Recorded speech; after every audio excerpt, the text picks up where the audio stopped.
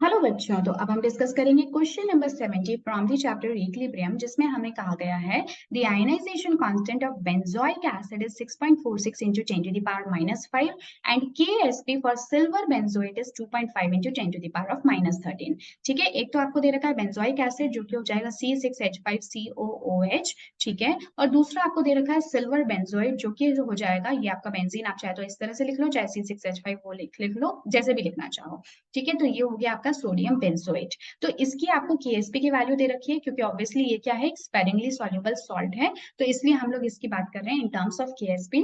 और benzoic acid क्या है, ये आपका एक वीक एसिड है, तो इसके लिए आप क्या बात कर रहे हो, आयनाइजेशन कांस्टेंट की। तो के की वैल्यू भी गिवन है और केएसपी की वैल्यू भी गिवन है। सो हाउ मेनी टाइम्स, ये आपको पता करना है, is silver benzoate more soluble in a buffer of pH 3.9 compared to its solubility in pure water। देखो बहुत ही अच्छा क्वेश्चन है, इससे आपके काफी सारे जो कॉन्सेप्ट्स हैं वो यहाँ से क्लियर होने वाले हैं।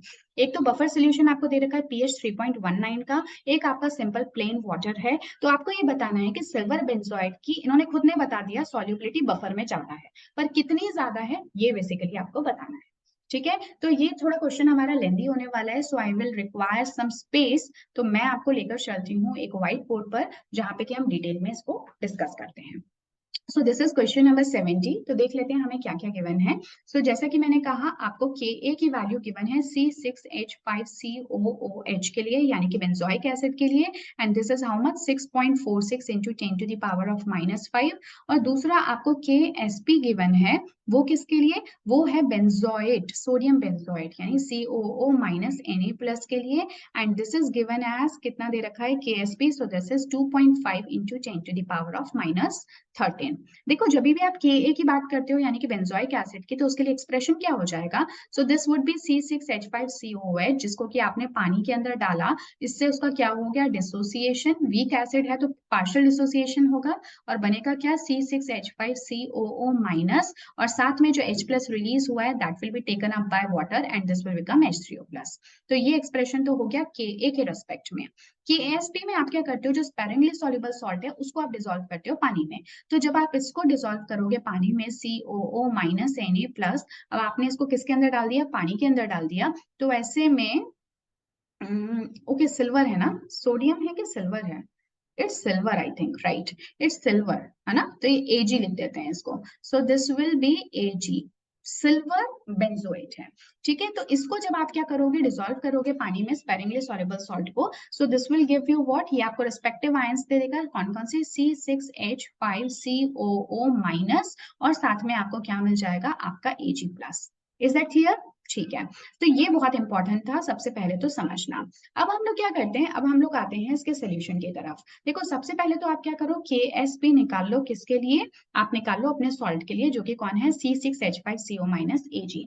तो जब आप इसके लिए KSP निकालते हो, which is equal to 2.5 into 10 to the power of -13, तो देखो ये किसके इक्वल होगा, जो भी आपके प्रोडक्ट्स हैं, यानी कि ये और ये। तो अगर इसकी इनिशियल जो आपने कॉन्सेंट्रेशन सॉल्युबिलिटी ली थी सॉल्ट की, जो कि बेसिकली टूट रहा है आयंस में, वो अगर S है, तो जो एसिड C6H5CO- है यानी कि बेंजोएट है, वो भी ऐसी बनेगा, और Ag+ भी ऐसी बनेगा कॉन्सेंट्रेशन में।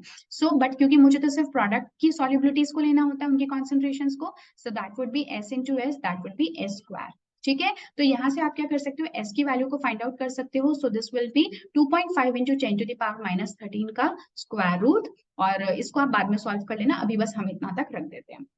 अब देखो, यहां तक तो बात हो गई एस की। अब हमसे जो क्वेश्चन पूछा गया है ना, क्वेश्चन हमसे ये पूछा गया है कि भाई सॉल्युबिलिटी जो है, सॉल्युबिलिटी ऑफ आपको बताना है किसका, ये है आपका सिल्वर का सॉल्ट।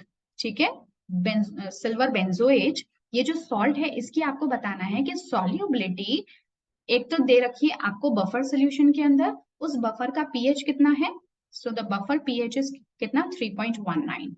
ठीक है, और दूसरा आपको दे रखा है प्लेन वाटर। तो आपको बताना है कि दोनों में से बफर के अंदर डेफिनेटली ज्यादा है सॉल्युबिलिटी, ये भी गिवन है, बट कितनी ज्यादा है ये आपको बताना है, राइट। तो सबसे पहले आप क्या कर लोगे कि जो आपका ये, जस्ट 1 सेकेंड, ओके, ठीक है, तो जो ये आपको दे रखा है इन्होंने, ऐसा क्यों हो रहा है, I think I will have to go with the basics whiteboard।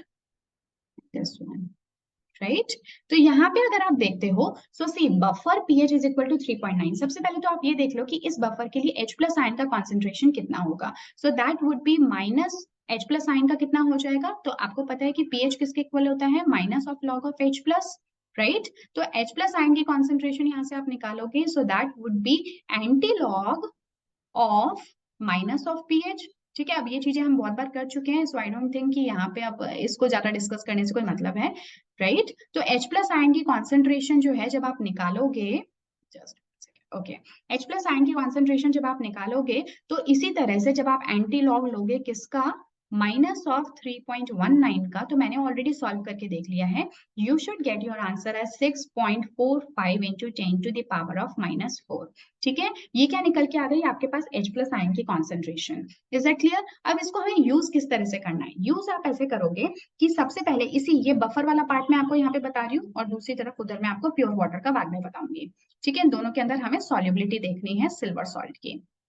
ठीक है, तो बफर वाले सॉल्यूशन में अभी मैंने आपको बताया H प्लस आयन का कॉन्सेंट्रेशन, जो कि हमने कितना देखा, so this was 6.45 into 10 to the power of -4। So this was 6.45 into 10 to the power of -4, ये हो गया मोलर कॉन्सेंट्रेशन। अब इसका करना क्या है, इसका करना ये है कि देखो, एक तो आपको दे रखा है सॉल्ट C6H5COOAg।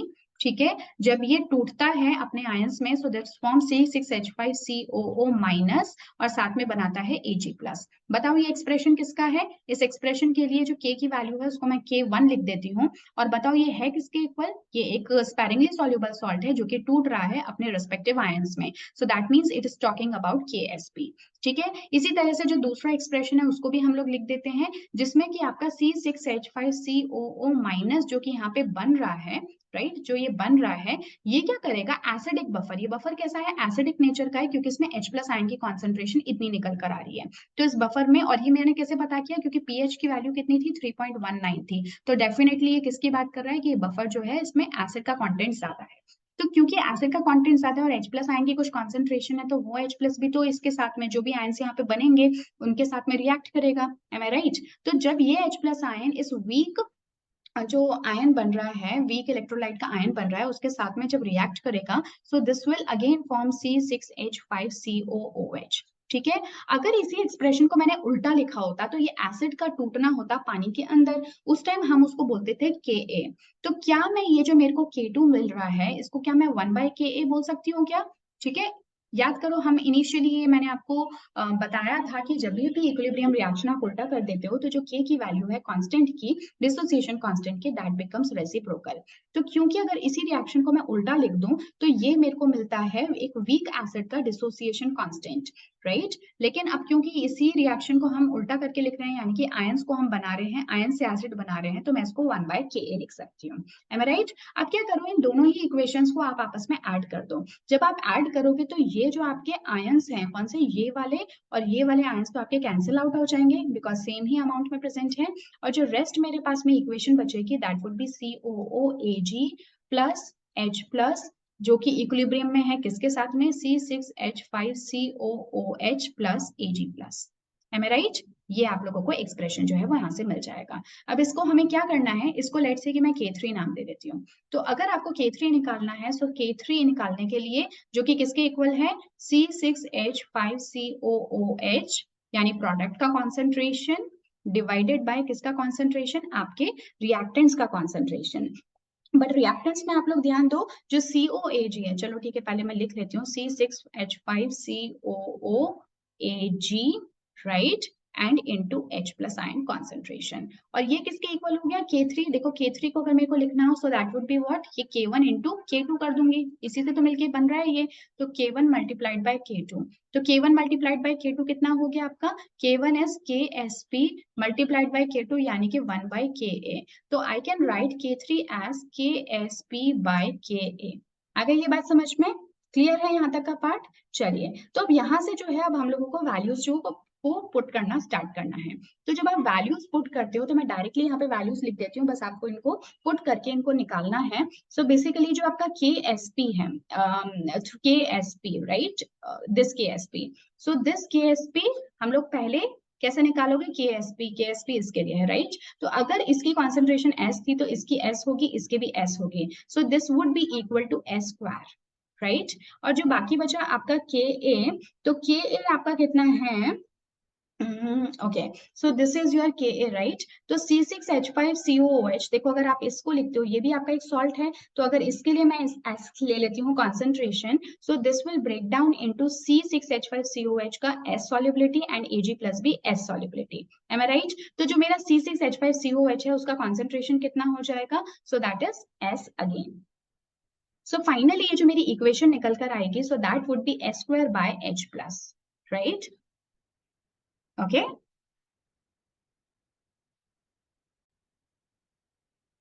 ओके, तो आपको ये समझ में आ ही गया होगा। तो ये एस स्क्वायर कैसा है, जैसे कि मैंने बताया C6H5COH जो है उसका कॉन्सेंट्रेशन कितना है, that is equal to S. Ag plus का भी कितना है, एस है।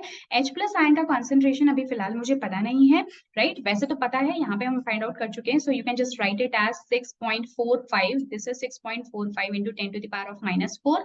और ये जो मेरा COH Ag है इसको हम इक्वल टू 1 पुट कर सकते हैं, बिकॉज आप सभी जानते हो this is what, this is solid. जो सॉलिड्स होते हैं उनके लिए, क्योंकि उनमें कोई खास मेजर फर्क आता नहीं है, तो उनकी कॉन्सेंट्रेशन को हम 1 लेके चल सकते हैं। So because of this reason मैंने इसको क्या लिख दिया, S square by H plus लिख दिया। अब के एस पी की वैल्यू आप लोगों को क्वेश्चन में ऑलरेडी गिवन है, और के ए की वैल्यू भी आप लोगों को ऑलरेडी गिवन है। तो आप इसी वैल्यू को किसके इक्वल लिख सकते हो, के एस पी और के ए की वैल्यूज को पुट डाउन कर दो। तो देखो के एस पी की वैल्यूज कितनी थी, 2.5 into 10 to the power of -13, और जो के ए है उसकी वैल्यू देखो आपको क्वेश्चन में कितनी गिवन है, so that is 6.46 into 10 to the power of -5, इतना पार्ट आपको गिवन है। और H प्लस आयन की कॉन्सेंट्रेशन अभी मैंने आपको बताया, आप कितनी लिख सकते हो, 6.45 into 10 to the power of -4। तो अब यहाँ से बस एस स्क्वायर ही तो बचा, तो इस एस स्क्वायर को आप फाइंड आउट कर लो। सो जब आप एस स्क्वायर को फाइंड आउट करते हो तो बेसिकली ये क्या हो जाएगी आपकी इक्वेशन, एच प्लस को भी उधर ले जाओ, so this will be 2.5 into 10 to the power of -13 multiplied by 6.45 into 10 to the power of -4 divided by कितना हो गया, 6.46 into 10 to the power of -5।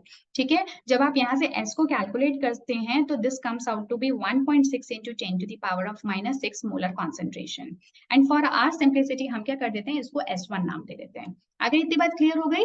अब क्या करना है, अब हमें जो सेकंड है हमारा प्योर वाटर, जो कि काफी सिंपल होगा, अब इसके अंदर इतने कोई तामझाम भी नहीं है। अब इसके लिए हमें फाइंड आउट करना है प्योर वाटर के लिए कि जो मेरा ये सिल्वर सॉल्ट है इसकी कितनी सॉल्युबिलिटी है। तो देखो सिल्वर सॉल्ट क्या है मेरा, C6COOAG।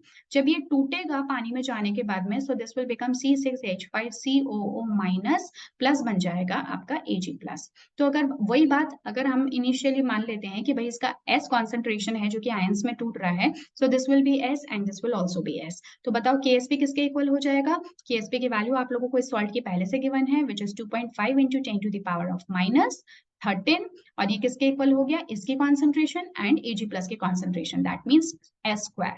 अब S आप यहाँ से फाइंड आउट कर लो, तो S आपका कितना निकल के आएगा, under root of 2.5 into 10 to the power of -13, जिसको कि जब आप सॉल्व करते हो so you get your answer as 5 into 10 to the power of -7 molar.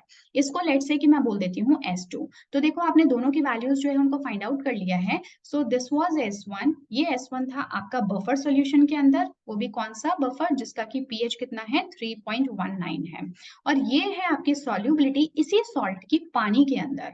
अब आपको ये पता करना था कि बफर के अंदर पानी से कितनी ज्यादा सॉल्युबिलिटी है, कितनी ज्यादा, तो उसके लिए आपको क्या करना पड़ेगा, इनका रेशियो लेना पड़ेगा। तो रेशियो क्या हो जाएगा, S1 बाय S2। S1 है 1.6 into 10 to the power of -6, और S2 कितना है आपका 5 into 10 to the power of -7। जब आप इसको सॉल्व करोगे so you will get your answer almost equal to 3.2। इसका मतलब आप क्या कह दोगे कि जो S1 है वो ऑलमोस्ट 3.2 टाइम्स ज्यादा सॉल्युबल है S2 से। सिल्वर का ये जो सॉल्ट है ना, हम बात कर रहे हैं सिल्वर का जो ये सॉल्ट है वो बफर के अंदर 3.2 टाइम्स ज्यादा सॉल्युबल है than that of pure water. Do you understand? तो ये जो क्वेश्चन है ना, I think this is one of the best questions in equilibrium chapter, जो कि आपके एनसीईआरटी में गिवन है। इससे बहुत सारी क्लैरिटी आप लोगों को आ जाती है, राइट। एक और बात मैं आपको यहाँ पे मेंशन करना चाहती हूँ, जस्ट टू से कि अगर हो सकता है आपने उसको इतना गौर ना किया हो, यहाँ पे जो आपका केएसपी की वैल्यू, ये जो पूरा डिफरेंस आया वो आया क्यों? क्योंकि ये जो केएसपी की वैल्यू है वो किसके इक्वल है? एस स्क्वायर के इक्वल, यानी कि जो सॉल्युबिलिटी प्रोडक्ट कांस्टेंट की वैल्यू है वो एस स्क्वायर के इक्वल है in case of water. But what about buffer? यहाँ पे अगर आप देखो तो जो आपकी केएसपी की वैल्यू है वो कितना है? आपका के स्क्वायर, ठीक है, ये है आपका केएसपी, राइट। तो यहाँ पे जो हमारा एक्सप्रेशन आ रहा है वो क्या है? Basically K3 is equal to KSP by KA, right. और ये जो K3 है ये किसके इक्वल है? तो आप देखो तो K3 हम लोगों ने देखा ही था, दैट इज इक्वल टू, ये जब आपने K3 निकाला था यही है ना K3, तो K3 आपका किसके इक्वल है? S इंटू एस, यानी एस स्क्वायर के इक्वल। तो इस K3 को मैं क्या बोल सकती हूँ? S square. तो यहाँ पे जब आप KSP का एक्सप्रेशन देखते हो तो वो कितना है? वहां पे सिर्फ एस स्क्वायर था, यहाँ पे कितना है? एस स्क्वायर मल्टीप्लाइड बाय के। Do you understand? तो ये जो एक्स्ट्रा सॉल्युबिलिटी है बफर सॉल्यूशन के अंदर सिल्वर सॉल्ट की, दैट इज बिकॉज कि एक जो Ka है, Ka कांस्टेंट है, वो भी अब यहाँ पे आके मल्टीप्लाई हो जाता है। Okay, so this actually increases the solubility of silver salt in the buffer of 3.19। ठीक है, और ये जो Ka है ये डेफिनेटली आप कहाँ से निकाल रहे हो? So this is from the pH value which is given to you. Is that okay? I hope आपको ये जो पॉइंट है ये पूरा अच्छे से समझ में आ गया। देखो H प्लस आयन आपका कहाँ से आ रहा है? जब आपने Ka का एक्सप्रेशन लिखा था तब। Okay, so this point I just wanted कि आप इसके ऊपर भी थोड़ा सा गौर करो। So yes, this was the question number 70। और मैं आपको जो टेक्स्ट पार्ट है एक बार वहां से भी इसको दिखा देती हूँ, ताकि अगर आप टेक्स्ट से भी एक बार इसको देखना चाहें कि किस तरह से बुक में इसको सॉल्व किया गया है, तो आप उनका भी एक विजन जो है लेकर चल सकते हैं। ठीक है, तो ये कुछ आपके स्टेप्स होंगे that you need to follow. उसके अलावा जो आपको सोल्यूशन है वो टेक्स्ट में इस तरह से मिल जाएगा। आप एक बार चाहे तो इसको कहीं से भी बीच में ले सकते हैं, बीच में एक बार इसको स्टॉप करके पॉज करो वीडियो को और इसको भी एक बार आप देख लो। अदरवाइज आपको जो एक पूरा का पूरा सिस्टमैटिक मेथड है वो मैंने आपको बता दिया है in the given solution. Is that right? So you get your answer as 3.2, जिसमें कि बफर की डेफिनेटली सॉल्युबिलिटी बफर में ज्यादा है सिल्वर सॉल्ट की than that of aqueous solution. So next class में हम लोग मिलेंगे with question number 71. Till then, take care and goodbye and keep practicing.